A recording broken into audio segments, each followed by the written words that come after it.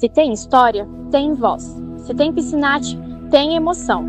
Vem com a gente celebrar os 40 anos da nossa escola no Rebobina Piscinati. Há 4 décadas nasceu uma escola que com ela milhares de história, memórias e vidas transformadas. Está no ar com o especial Piscinati 40 anos. Com vocês, Rebobina Piscinati. Eu sou a Marielle. Eu sou a Pamela e estamos com a convidada Cristiane Subler. Eu sou diretora adjunta da Diretoria Regional de Sinop. Seja muito bem-vinda, é uma honra e um prazer tê-la aqui conosco. Bom, a gente queria saber, a senhora foi aluna aqui, qual o ano que a senhora foi aluna aqui, como foi essa experiência de estudar aqui, como que era a escola, conte-nos um pouquinho sobre. Então, eu tive o privilégio de estudar aqui quando a escola foi inaugurada. Eu havia chegado aqui, acho que há uns 2 anos atrás, estudei na escola em Pepino, primeiramente, e quando inaugurou a escola, pela proximidade, eu vim estudar aqui. Então, eu estudei de 85 até, acho que 90 aqui, quando eu terminei o ensino médio. Você tem uma trajetória bem grande. E questão de estrutura, a senhora acha que mudou muito do que era antes, do que está hoje em dia? Isso, a estrutura era só essa estrutura ali do meio, né? Inicial, era só aquela estrutura, não tinha essa parte aqui. O refeitório ele era menor, era uma estrutura menor. Para a época ela era adequada, né? Embora não fosse suficiente, então já no ensino médio, não tinha ensino médio durante o dia, era só no período noturno. É porque muitos trabalhavam o dia todo, né? Isso. E para ficar mais fácil para estudar. Isso. Como foi voltar, tipo, o começo, né? Porque eu não sei qual série a senhora estudou aqui, né? Você vai também nos contar qual foi. Tipo, porque querendo ou não, a gente tem muitas memórias afetivas, né? Que fiquem guardadas em nós, né? Eu estudei os anos finais do fundamental e o ensino médio todo aqui. Então, toda vez que eu entro aqui, realmente a gente lembra de muitas memórias que a gente teve aqui, memórias significativas, de ter amigos até hoje, de ter professores, né, de ter o privilégio de ter professores que mais tarde viraram meus colegas de trabalho, hoje a maior parte deles já estão aposentados, mas sempre bate aquela lembrança quando você entra por aquele corredor ali central. Verdade. Teve algum professor ou alguma matéria que marcou a senhora nessa escola? Então, vários, né? O professor Inácio, que era professor de História, que hoje é aposentado, o professor Antônio Mantovani, que hoje está no UNEMAT, era um professor de literatura na época. Embora eu tivesse grandes dificuldades lá com a língua portuguesa, era um professor que eu gostava muito.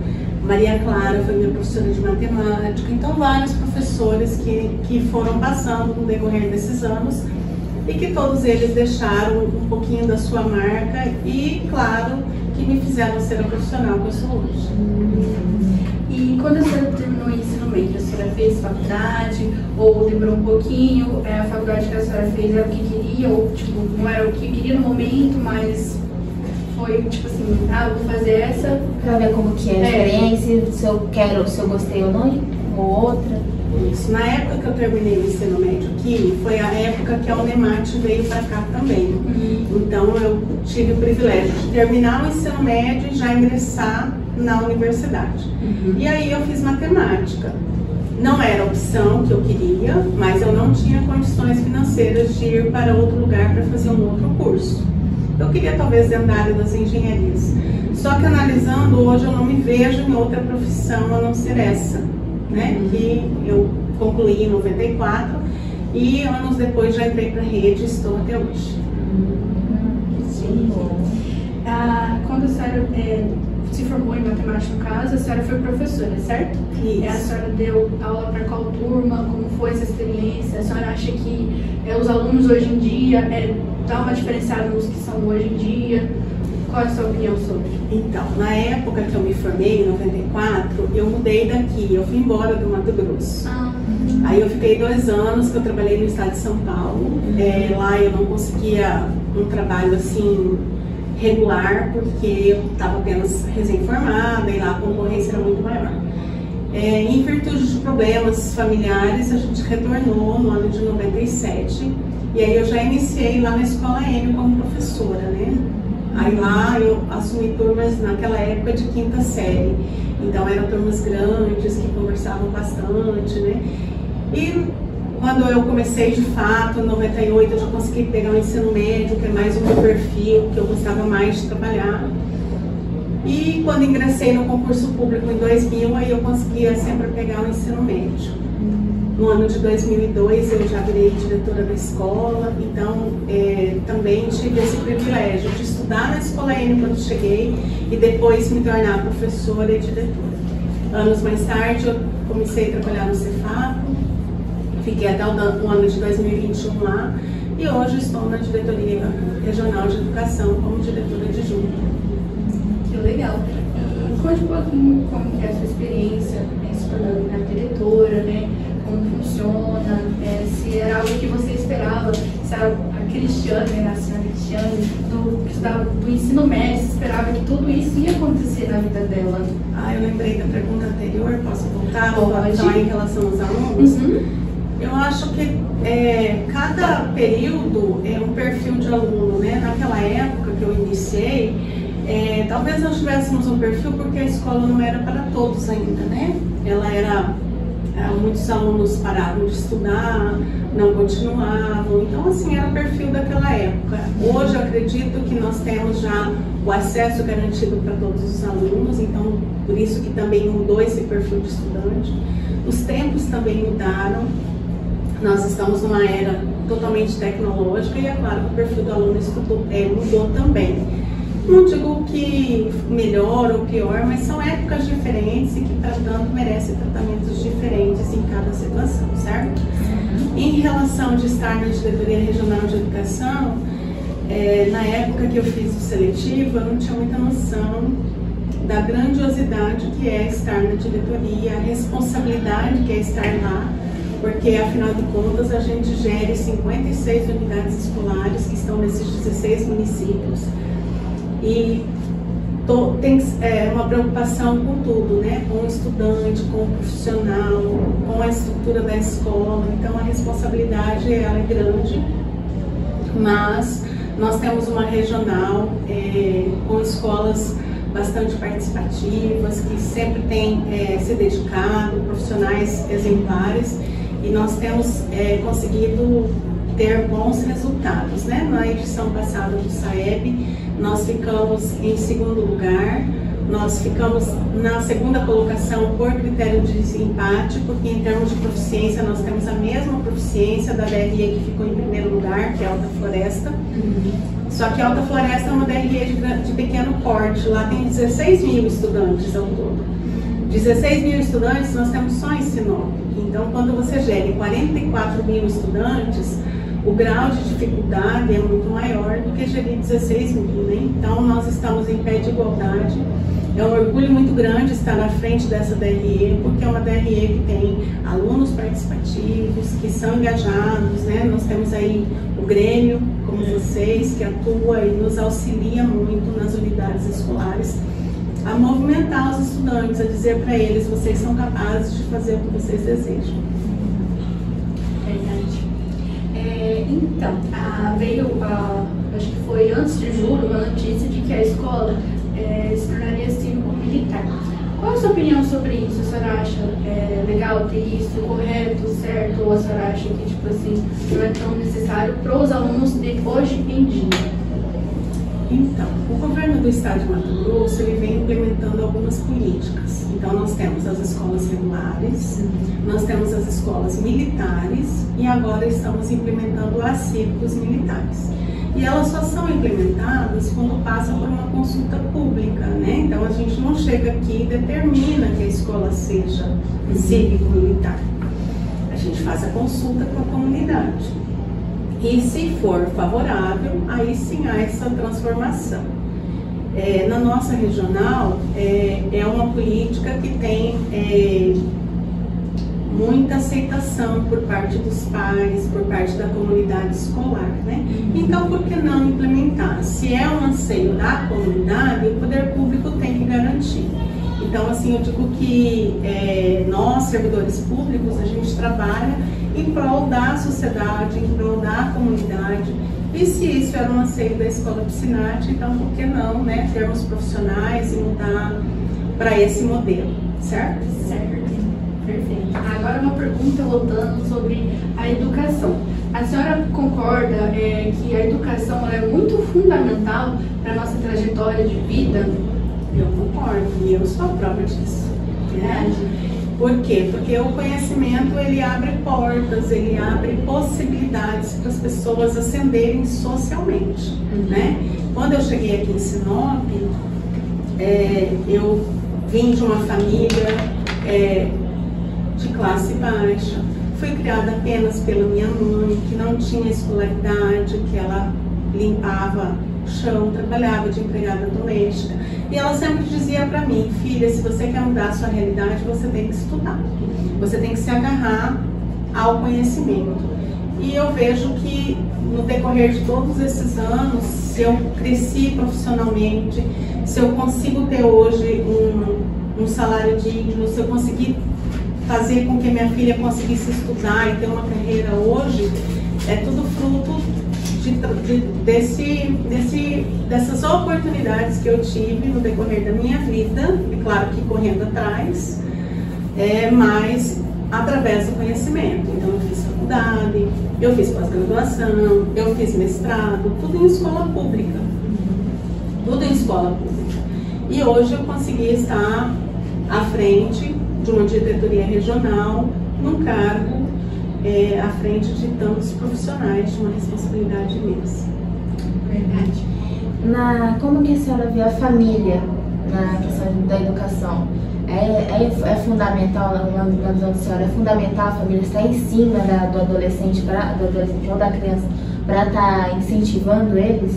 Eu sempre digo que a escola, a educação, é uma responsabilidade, é uma corresponsabilidade entre a escola e a família, né? A escola não faz tudo sozinha, a gente depende da família para que seja um apoiador do outro. Então nós temos aqui a escola, que trabalha com conhecimento, a família que educa, que acompanha, que orienta, né, os jovens, adolescentes e crianças. Então a escola é uma corresponsabilidade dividida entre nós, servidores públicos, professores, profissionais, e a família. Então ela é fundamental.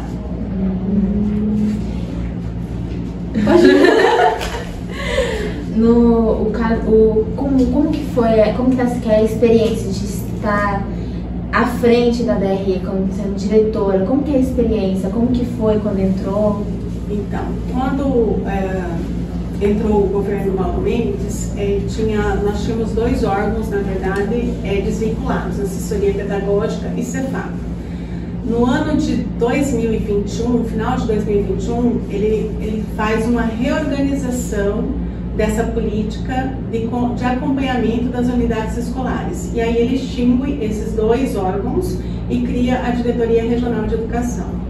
E naquele momento, final de 2021, ele abre um seletivo para compor essa organização. E na época eu achei que era uma proposta interessante e me candidatei para este cargo, né? Daí a gente passou por provas, por entrevista com um psicólogo, entrevista com a equipe lá da SEDUC, né? E aí a gente teve a composição da diretoria.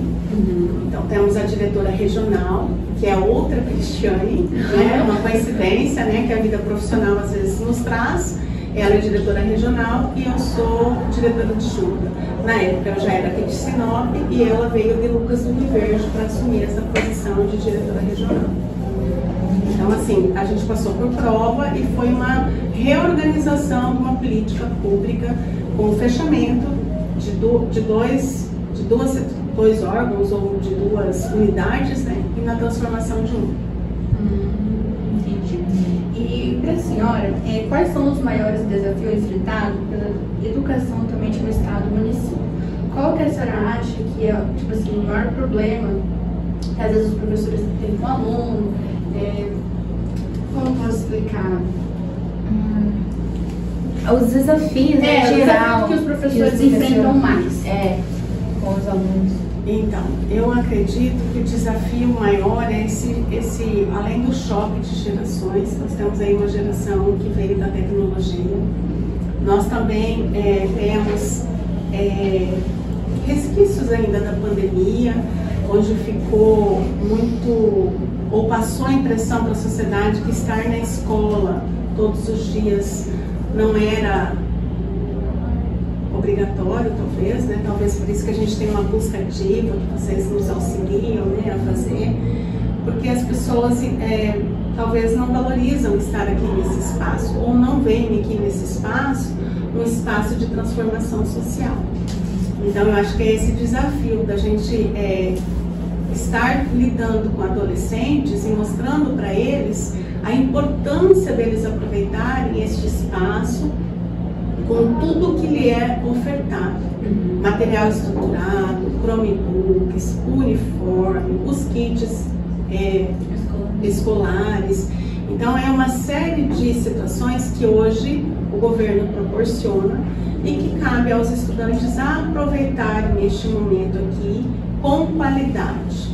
Aproveitando aqui com qualidade, vocês podem fazer aquilo que vocês desejam. Então acho que o maior desafio nosso é mostrar para o jovem, para o adolescente e para as famílias que esse espaço aqui é para eles e esse espaço aqui está pensado para que eles consigam aproveitar para ser alguém que eles quiserem ser lá para frente, né? Então eu acho que o maior desafio nosso é esse hoje, mostrar que isso aqui vale a pena, que estudar às vezes não é gostoso, né? Mas é fundamental para que a gente consiga alcançar os objetivos futuramente. Na questão da educação aqui no Mato Grosso, a senhora acha que ela está abaixo, que ela está acima dos outros estados?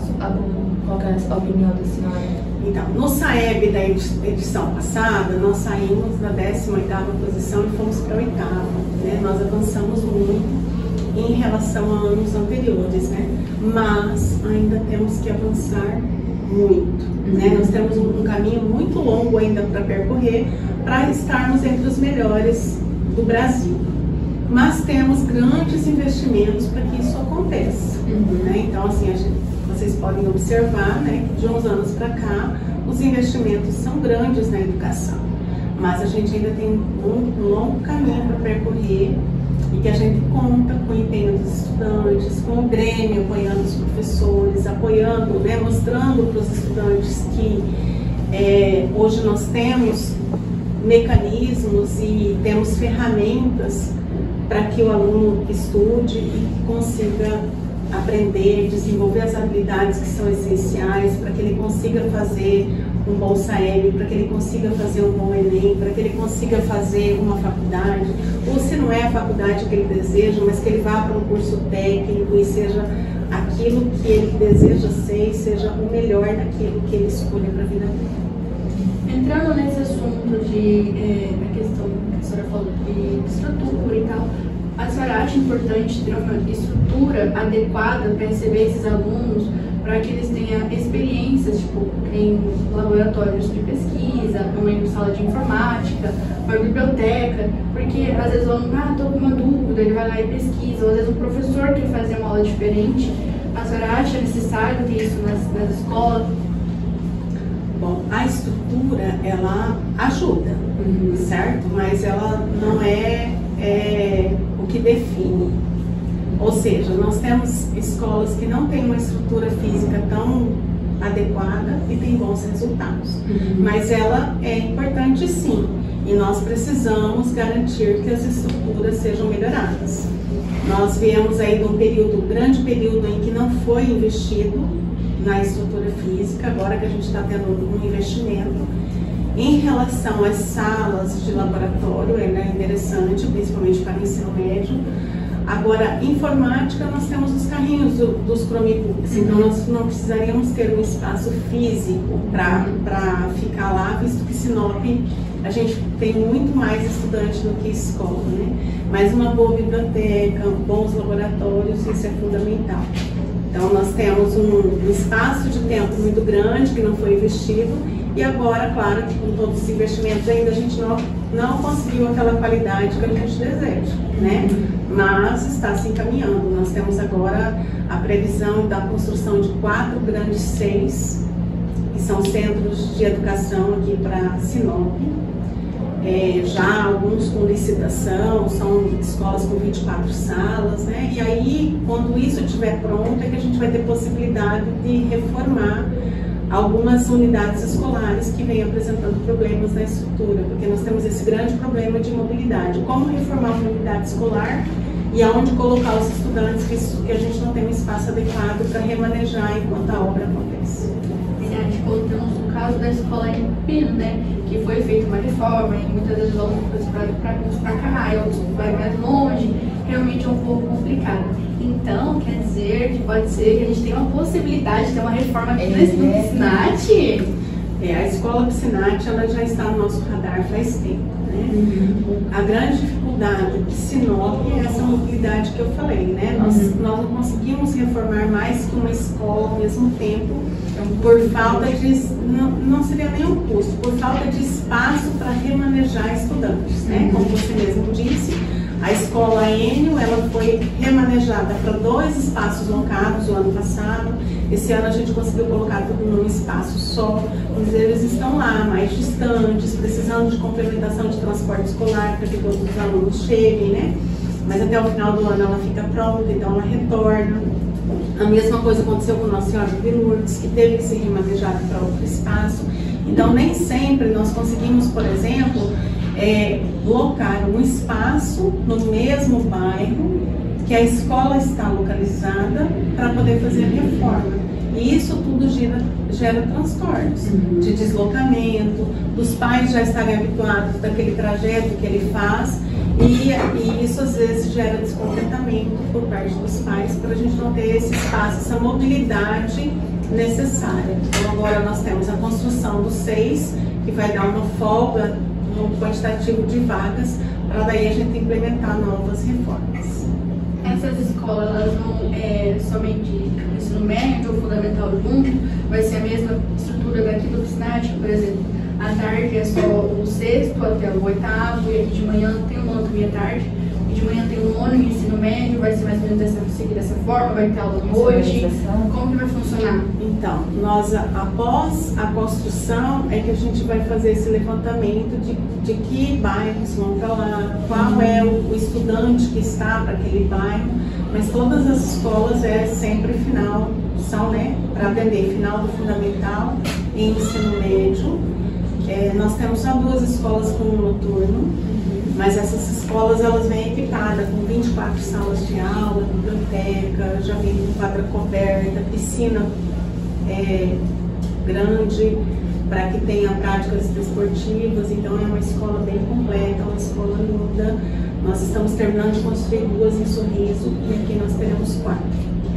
Que estão cada vez só crescendo.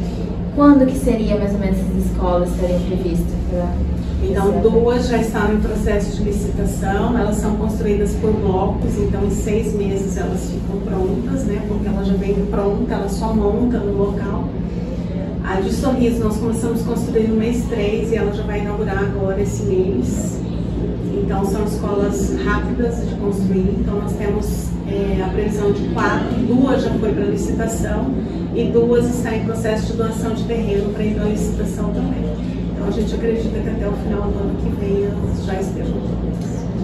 Que bom, ó, coisa boa. Daqui uns tempinhos nós já temos muitas escolas novas. Então, em questão da tecnologia, como que a senhora acha que está sendo para essa geração? Você acha que está a prejudicar eles, está prejudicando ou está auxiliando eles a melhorar? Bom, a tecnologia está aí para nos auxiliar, certo? Só que nem sempre as pessoas sabem utilizar isso da melhor forma possível, né? Porque às vezes o tempo de tela não é um tempo com qualidade, então assim, a gente tem que se policiar muitas vezes, né? Para utilizar a tecnologia a nosso favor, né? Então a gente também está vendo aí que já tem estudos e pesquisas de adolescentes ou até adultos que estão aí na dependência das telas, que é uma coisa negativa. Mas a gente tem na escola várias plataformas que vocês já utilizam, né? Que é para auxiliar vocês. E hoje a gente tem que trabalhar com elas, aprender a utilizar a inteligência artificial a nosso favor. Ela não vai substituir o material humano, né? Mas a gente tem que saber fazer boas perguntas para que a gente tenha boas respostas. Então, saber lidar com toda essa tecnologia é uma habilidade que tem que ser desenvolvida na escola, sim. Por isso que a gente tem várias plataformas, né? Quais que vocês utilizam? Vamos ver se vocês estão aqui. A Letros, a Letros também. Notifique e matemática. Essa acho que aqui a gente não utiliza essa. Mas as principais que a gente usa é a Plural, o IF e a Letros, né? A Letros, que é na parte de produção textual. Que ajuda muito, inclusive. Isso. Então, fazer a redação. E isso, gente, a gente tem que utilizar a nosso favor. Não tentar burlar, nem tentar enganar, né? Mas a gente tem que aprender a lidar com tudo isso para que a gente também busque respostas. Hoje, o que mudou de quando eu estava na escola, talvez a professora Marlice estava na escola, né? É que a gente decorava muita coisa. E naquela época era interessante decorar um número de telefone, por exemplo, porque o telefone ele era discado, então você tinha que saber o número, né? Hoje a gente tem uma agenda no celular que ajuda. Quer dizer, para que eu vou gastar memória para salvar? Eu sei o telefone da minha filha e do meu esposo. Os outros estão na agenda. Mas esses dois eu sei por uma necessidade, às vezes, né? Então, hoje, o que a gente precisa saber para lidar com esse mundo da tecnologia é diferente da época que eu estudei. E isso a gente tem que mostrar para os alunos, a gente tem que implementar isso na escola para que eles saiam daqui e saibam lidar com esse mundo lá fora tecnológico, né? Como, se ele não sabe, aonde que ele vai buscar resposta, como que ele pode ser o melhor na profissão dele, utilizando todas essas tecnologias disponíveis. E isso começa na escola. Então eu vejo que é produtivo sim, mas a gente tem que saber como utilizar, quando utilizar e para que a gente está utilizando.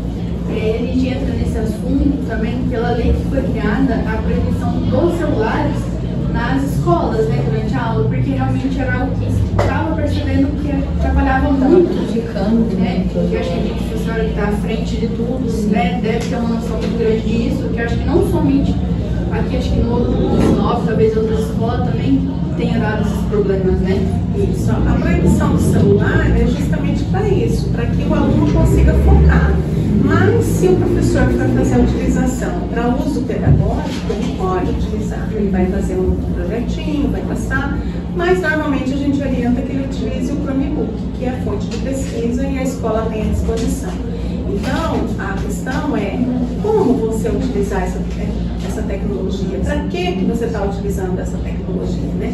E a gente observa que hoje os jovens eles ficam muito atrelados às redes sociais, né? E a gente tem que mostrar que a tecnologia não é só rede social, ela é uma ferramenta que nos facilita a vida desde que a gente saiba utilizar da forma correta. Verdade. E agora fugiu. Acontece, imprevistos. Daqui 10 anos, o que a senhora acha que pode estar mudando? A escola pode estar com mais tecnologias nelas, pode estar com laboratórios, que nem a gente falou, pode haver mais essas questões? Inclusive, nas escolas que estão sendo construídas, você vai ter laboratório, né? Também. Qual é a visão da senhora para os 10 anos no futuro? Olha, se nós continuarmos com os investimentos que a gente teve agora nesses últimos anos, então a gente espera, nos próximos 10 anos, isso mude de uma forma significativa e que a gente melhore toda a estrutura, toda a rede física das unidades escolares. A gente tem muita escola ainda para melhorar a rede física. Então, se nós continuarmos nessa crescente de investimentos, eu creio que a gente terá uma rede muito melhor para acolher nossos estudantes, com investimentos de tecnologia que tem que ser renovados, né, a cada pouco, porque tem tecnologias diferentes chegando, né? Então a gente espera que seja de fato um ambiente acolhedor, um ambiente bonito, um ambiente agradável que todos os estudantes e os nossos servidores merecem. Verdade. Os alunos, como que a senhora imagina eles daqui a 10 anos? Será que eles estarão mais focados, terão mais metas? Ou vai ser mais ou menos que nem está hoje em dia? É porque, na verdade, a gente não pode generalizar tanto, né? Porque vai de aluno para aluno, né? Que nem a senhora também comentou sobre a questão da família, né? A família também é muito importante para o aluno, pois ela influencia, né? Tipo, vou ajudar você, tá bom, foca, continua. Mas, para a senhora, né? Ai, eu perdi, desculpa. Entendi essa pergunta. Entendeu? Entendi. Na verdade, assim, o governo do estado de Mato Grosso, ao mesmo tempo que ele está investindo nas escolas sob sua responsabilidade, até anos finais do fundamental e ensino médio, nós também temos parcerias com os municípios que são políticas do regime de colaboração. O que isso significa? Que o Estado, como um ente maior, ele está dando apoio e suporte para que a rede municipal, que também é pública, ela avance com políticas que nós gerenciamos e que nós acompanhamos para que seja fortalecido a alfabetização dos estudantes na idade certa. Então, isso começou em 2022, junto com a criação das DREs. Só que esses estudantes vão demorar ainda uns 2, 3 anos para chegar no 6º ano aqui conosco, que serão alunos que já foram alfabetizados na idade certa, que terão uma base mais sólida, porque eu acredito também que muitos estudantes têm desinteresse ou não querem acompanhar, também pelas dificuldades que têm de leitura, de escrita, né, e que não conseguem ser supridas nos anos finais do fundamental e ensino médio. Então, se nós tivermos uma base mais fortalecida, eu acredito também que será mais fácil a gente desenvolver essa visão de que o conhecimento transforma, que a educação ela é importante na nossa vida e que ela vai ser o diferencial lá na frente, né? Então, o governo tem investido nessas duas situações. Ele não distingue mais rede, ele pensa a educação como educação pública, independente se está lá na rede municipal ou se está lá na rede estadual. Então, nós temos vários projetos e vários programas em parceria com a rede municipal para que os estudantes também sejam alfabetizados com mais qualidade, dentro daquilo que é esperado para cada ano lá do fundamental, os anos iniciais, e que ele chegue aqui para nós nos anos finais do fundamental e médio com uma qualidade maior. E aí, é claro, se o aluno tenha as habilidades de leitura e escrita desenvolvidas no tempo certo, aqui é mais fácil para a gente trabalhar também. Então, a gente espera que dentro de um curto espaço de tempo, essa realidade também mude. E dê tudo certo, né? Porque a geração, os pais, acho que em si estão deixando um pouco de lado incentivar os filhos por conta Talvez também seja a correria do dia a dia, né? A preocupação em manter a casa, né? De sair trabalhar todos os dias para prover a alimentação. Então isso tem consumido também muito tempo das famílias, né? Então assim, a gente tem que analisar o contexto no geral, né? Quem são essas famílias, né? Como que elas vivem, né? E hoje tem mães que saem muito cedo de casa, trabalham o dia todo, retornam no final da tarde, né? Não tem muito contato com os filhos. Então, assim, a gente também precisa entender que não só investimento na escola, mas políticas sociais também, que dê condições para que essas famílias consigam perceber que a escola é importante, né? Que elas não tenham que sair tão cedo de casa e deixarem os filhos fora. Então, assim, a família é importante, mas nós temos várias situações sociais que influenciam nas famílias e na escola para a gente ter o que a gente tem hoje.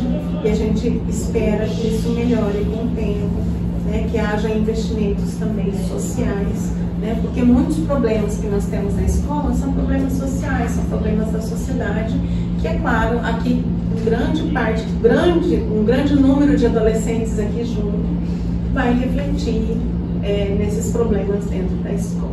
Sim. o que a senhora de agora, do presente, falaria para você de anos e anos atrás, 10 anos, 5 anos atrás? O que a senhora falaria para ela? Pois é, olhando para trás, eu digo, nossa, onde você chegou, né? Onde você saiu e onde você conseguiu chegar. Então, assim, eu olho para trás e tenho orgulho da minha trajetória. Uma pessoa que chegou aqui, que estudou aqui, que na época a gente comprava livro, eu comprava livro usado, eu não conseguia comprar livro novo. A minha mãe não tinha condições de comprar livro novo, a gente não ganhava livros na época, a gente tinha que comprar livros, né? Então, eu olhando para trás, as dificuldades pelas quais eu passei, eu falo, nossa menina, você chegou muito longe. Conseguiu, parabéns. Conseguiu estar no lugar que queria, você pode dizer? Eu jamais imaginei estar onde eu estou hoje. Então eu digo que eu fui muito além daquilo que eu pude sonhar um dia. Verdade, muito parabéns, né? Porque realmente não deve ter sido muito fácil chegar onde está. Porque falar, vou estudar e tal, mas estudar em si requer muito de foco, de esforço, de querer aquilo, porque que a senhora comentou, né? A senhora estudou, foi atrás e conseguiu. E hoje é diretora, né? Uma das editoras da DNE. E realmente é uma coisa assim, muito significativa, muito importante para a senhora e também para a gente que escuta a sua história e fala, nossa, realmente, né? Não deve ter sido fácil, vou me esforçar, vou focar para que um dia eu possa pelo menos chegar ali mais ou menos perto, né? Então hoje eu tenho orgulho da minha trajetória, né? De ter estudado só em escola pública, de ter conseguido chegar onde que eu cheguei, de ter conseguido proporcionar uma educação para minha filha, né? De hoje ela ser uma profissional que está no mercado de trabalho também, já tentando fazer o nome dela. E isso que eu consegui construir com a educação. Para a senhora, a educação fez muita diferença no processo de agora? Muita diferença. Tudo que eu tenho, que eu sou, que eu construí, foi porque eu tive a oportunidade, agarrei essa oportunidade e consegui chegar onde eu cheguei. Foi fácil? Não foi fácil. Mas foi um dia de cada vez, né? E jamais pensei estar onde eu estava, porque eu estou hoje. Então é trabalhando, é dando o melhor de si, é se esforçando, que você consegue chegar onde você quer chegar. Verdade. Teve alguém que como é a palavra? Teve um significado muito grande? Não seria essa. Que incentivou a senhora a seguir os sonhos? Minha mãe e meus avós. Porque eu morei grande parte do tempo com os meus avós maternos, né? Eu não conhecia meu pai. Minha mãe separou quando eu era muito pequenininha. Então, assim, tinha todo esse estigma de uma mulher separada há mais de 50 anos atrás. Imagine, né? Era um tabu naquela época alguém se casar e separar. E minha mãe não tinha escolaridade. Então, minha mãe enfrentou muita coisa para conseguir me assim, dentro das possibilidades dela, me ofertar a educação, me ofertar até a alimentação. Então eu tive que começar a trabalhar muito cedo para ajudar em casa. E eu via que assim todo o sofrimento da minha mãe para ela me proporcionar a educação, o estudo. Então ela sempre dizia e me incentivava. Então os meus maiores incentivadores foram minha mãe e meus avós.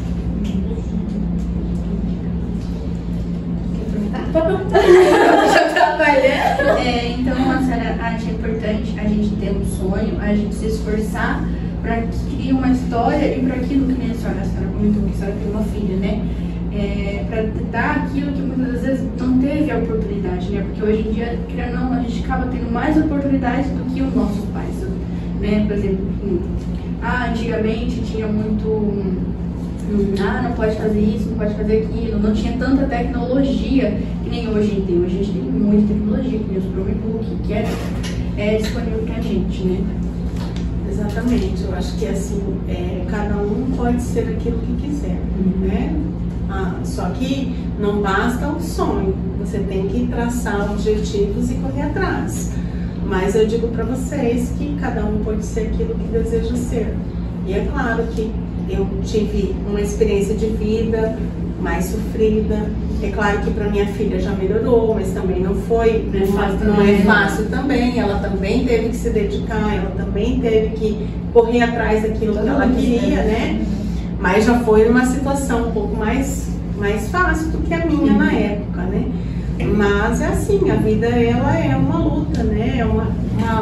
Você correr atrás daquilo que você quer. Então eu penso assim que os jovens daqui, eles podem ser o que eles quiserem e os espaços da sociedade estão aí para vocês ocuparem, né? Lá eu estou no cargo temporário, daqui a um tempo é um outro que vai acompanhar. Eu tenho o privilégio de trabalhar hoje na DRE, a psicóloga que está lá foi minha aluna. Eu tenho outros colegas lá de trabalho que foram meus alunos.